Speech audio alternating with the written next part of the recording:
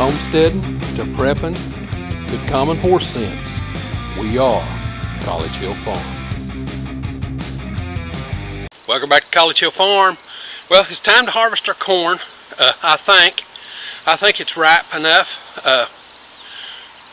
But before I go out there and do that, I took the truck and drove down in the field because where I could be in an enclosed cab in case there was a bear there. If you follow the channel, you know that 2 weeks ago a bear decided my cornfield was his.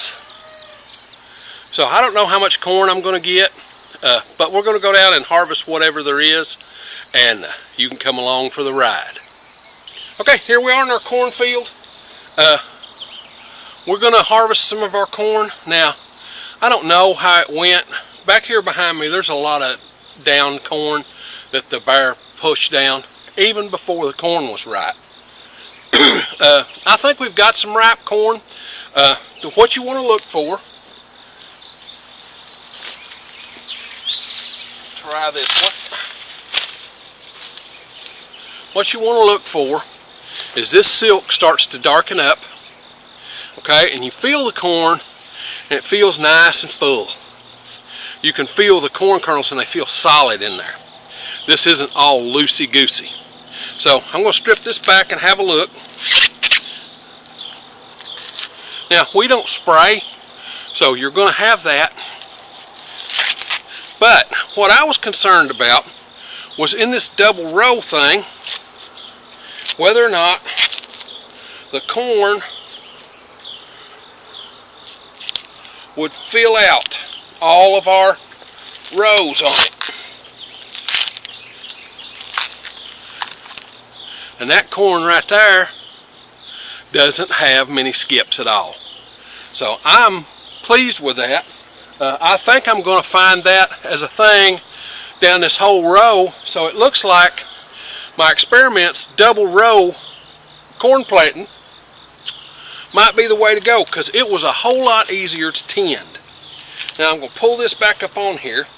Now the way I harvest corn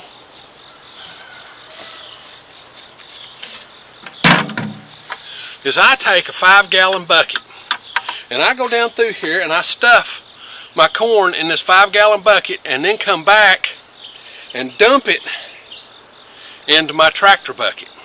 And when I get a tractor bucket full, that's all me and Crystal can work up in a day. So that's what I'm going to go for. Now, will I get a tractor bucket full? Your guess is as good as mine. I'm going to get enough for a few messes, so I know I'm going to have corn for Thanksgiving and Christmas. But I don't know if I'll have corn all through the winter. But what Crystal and I are going to do with this, and we're going to cut it off the cob and make fried corn. Alright, I'm going to get at it.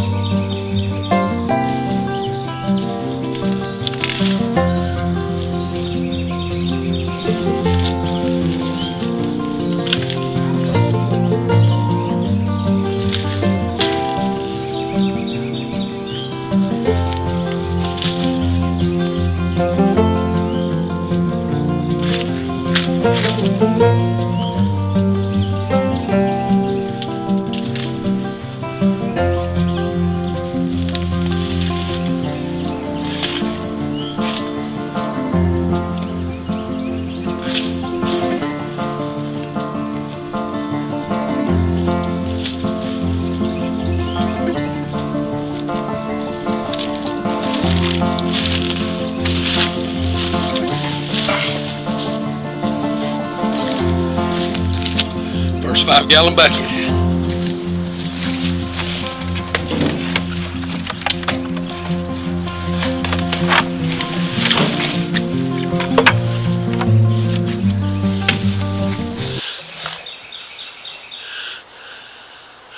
That's how much it is in the tractor bucket. So I'm going to get on down through here. Something that's kind of hard to video, so we'll get at it. Okay, here's my corn haul. I got almost what I would consider a bucket full. Everywhere the bear had pushed the corn over, if the corn sprung back up a little bit, I got an ear off of it. But if the corn had not sprung up any, all that had happened was that the corn had been broken, so those ears were frozen in time as far as filling out. So they didn't add any more stuff to them, so they're just little white nubbins. So all that corn that was pushed down is gone. That was about 2/3 of the corn patch. See, what I planned to do was I planned to harvest 3 or 4 of these. Okay, at this fullness level, 4. At the fullness level I wanted, it would have been 3. And then we would cut it off. We'd put some up on the cob. As it stands, I'm only going to get about a little less than 1/3, maybe 1/4 of the corn harvest that I was planning for. I'm thankful for it. So, as far as the bear goes, she's still here. And how do I know it's a she? Well, over here in my fall garden, you saw us put out the fall garden. If you haven't seen that video, go back and have a look at it. She has tracks. It's a sow and a cub. A single cub, just one, not 2. So, why was all that corn pushed over? She was pushing it over for him and playing with him in the corn. So, that's just the way it goes. Some days you get the bear and some days the bear gets you. So, we're going to go up here and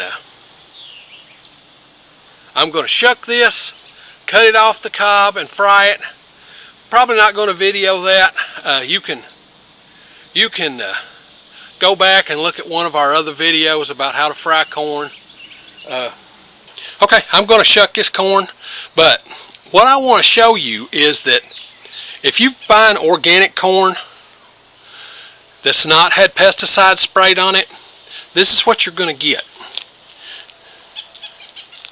Right down in here, looky right there, that is a corn earworm. Okay?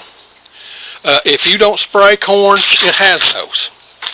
It's not a big deal. If you're going to a farmer's market and buying organic corn and it don't have those in it, you can about be assured that they didn't grow it or that they sprayed it with something. Okay? Now, all you have to do to take care of them is you just break it off where they were at. And that corn's ready to be washed and put in the freezer. Okay? Okay, here's our corn. 1, 2, 3, 4, 5, 6, 7, 8 quarts bags, already fried, ready to go in the freezer. I'm a little tired. This hot weather's been hard on an old man. You know, it's dog days, and that's what my blog today's about. I think it's August the 10th. So I wrote a blog about dog days. Dog days goes from like July the 3rd to August the 11th. And it's just been hard on an old man. So I'm going to do what I can and get this all in the freezer. And that's what I'm doing today. So if you like this stuff, this homesteading, do-it-yourself kind of thing, be certain to come on out to the channel and subscribe.